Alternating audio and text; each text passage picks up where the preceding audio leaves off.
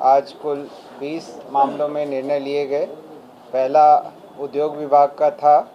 औद्योगिक क्षेत्र पटना के अंतर्गत एयरपोर्ट कैंपस से सटे बियाडा की 1.85 एकड़ भूमि भारतीय विमानपत्तन प्राधिकरण को निःशुल्क हस्तांतरण करने की स्वीकृति दी गई।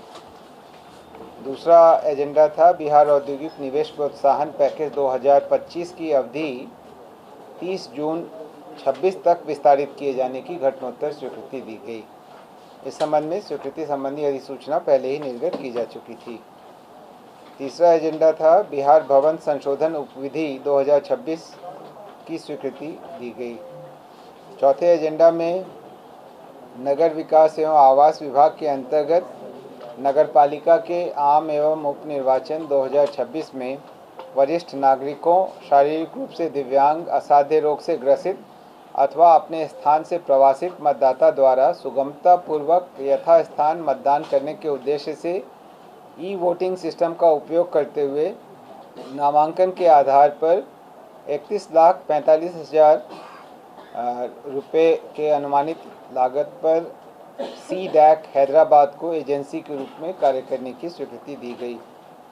इसका उपयोग आगामी नगर पालिका के निर्वाचन में किया जाएगा।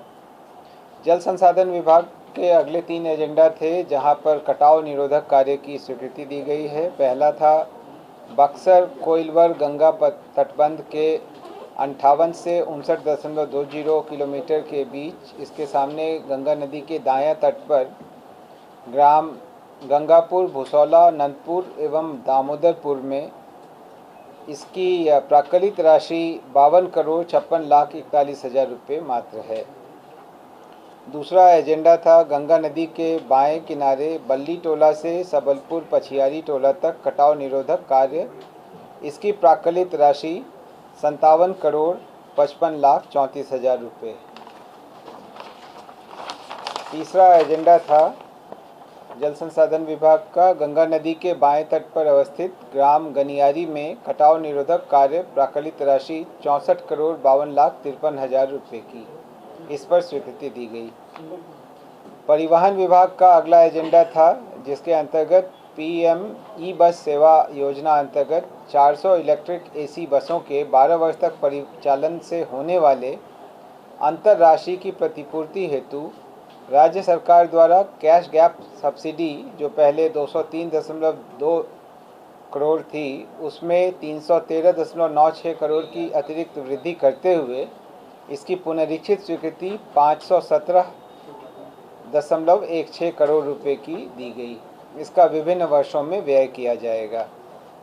विज्ञान प्रौद्योगिकी और तकनीकी शिक्षा विभाग का अगला एजेंडा था बीआईटी मेसरा का जो पटना में विस्तार केंद्र है, उसके संचालन के लिए विज्ञान प्रौद्योगिकी और तकनीकी शिक्षा विभाग एवं बीआईटी मेसरा रांची के बीच समझौता ज्ञापन किया गया था।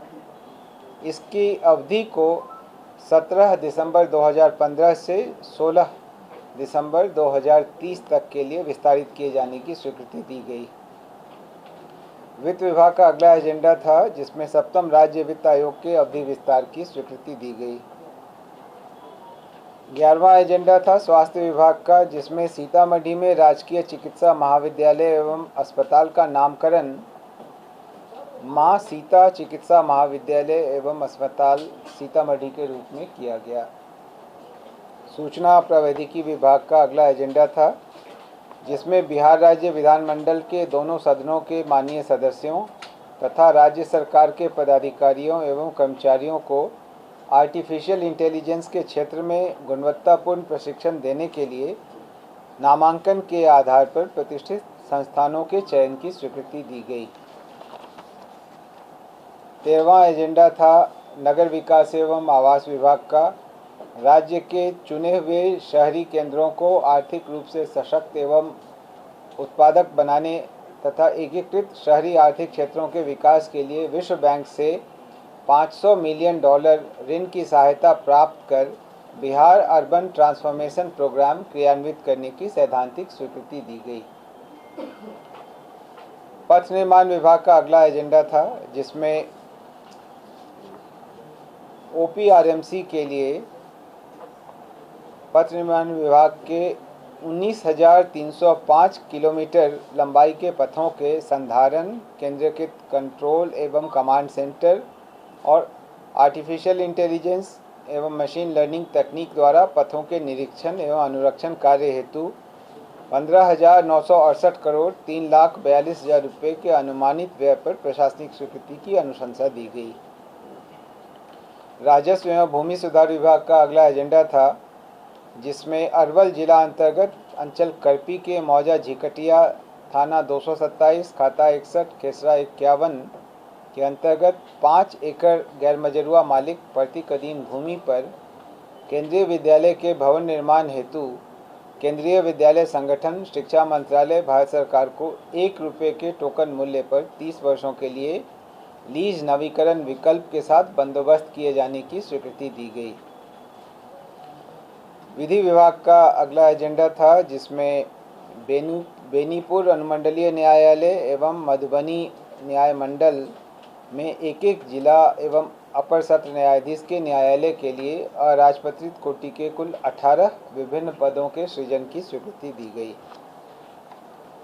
17वां एजेंडा था वित्त विभाग का, जिसके अंतर्गत बिहार सरकार के सरकारी सेवकों एवं सेवानिवृत्त पेंशन भोगियों को बैंकों एवं वित्तीय संस्थानों के माध्यम से वेतन एवं पेंशन के विरुद्ध अग्रिम वेतन एवं पेंशन तथा ऋण की सुविधा उपलब्ध कराने की स्वीकृति दी गई। 18वां एजेंडा मंत्रिमंडल सचिवालय विभाग का था, जिसमें माननीय राज्यपाल एवं राज्यपाल सचिवालय के पदाधिकारियों के उपयोग के लिए 6 नए मोटर वाहनों के क्रय हेतु 1,53,00,000 रुपये के बिहार आकस्मिकता निधि से अग्रिम एवं व्यय की स्वीकृति दी गई।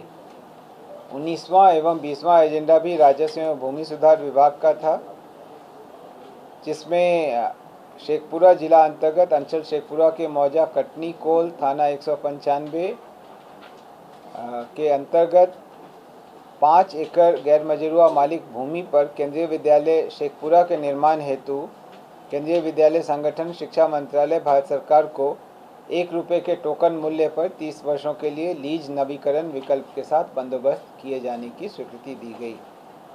ऐसी ही स्वीकृति शेखपुरा जिला अंतर्गत अंचल शेखपुर सराय के मौजा नीमी थाना 10 खाता 527 की 4 एकड़ 56.74 डिसमिल गैरमजरूआ मालिक भूमि पर केंद्रीय विद्यालय शेखपुर सराय के निर्माण हेतु केंद्रीय विद्यालय संगठन शिक्षा मंत्रालय भारत सरकार को 1 रुपये के टोकन मूल्य पर 30 वर्षों के लिए लीज नवीकरण विकल्प के